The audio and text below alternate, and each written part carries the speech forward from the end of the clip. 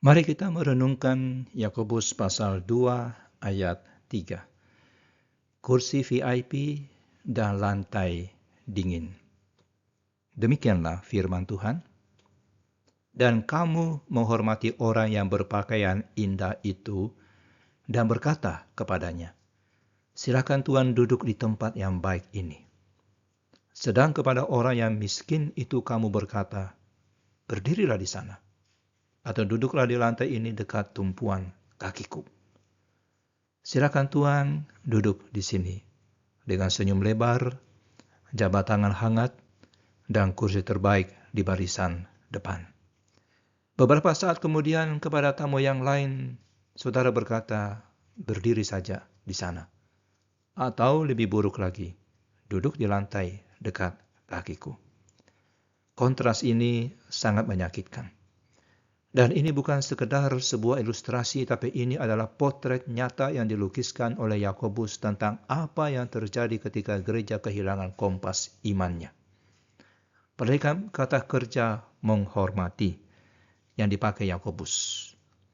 Di dalam Alkitab, kata ini digunakan untuk menggambarkan tatapan penuh perhatian yang berujung pada tindakan kasih.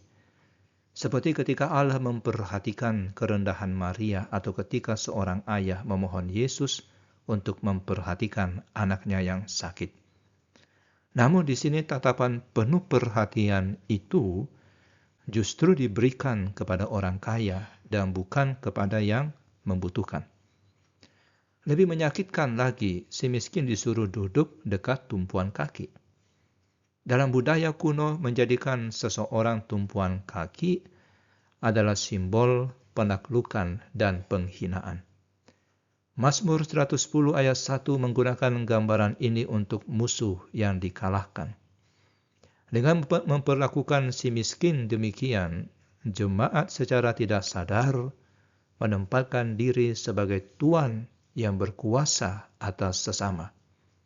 Sesuatu yang Yesus sendiri larang dengan sangat keras. Gereja seharusnya menjadi tempat di mana tembok-tembok sosial diruntuhkan dan bukan dikukuhkan.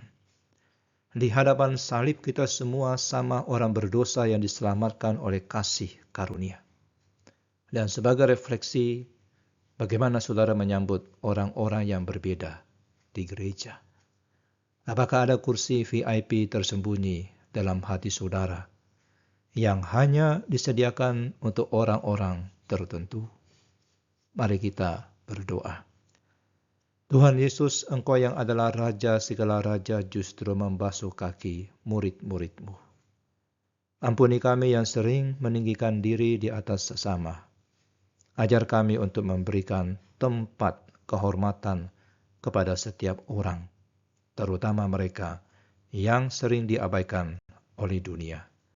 Di dalam nama Tuhan Yesus kami berdoa. Amin.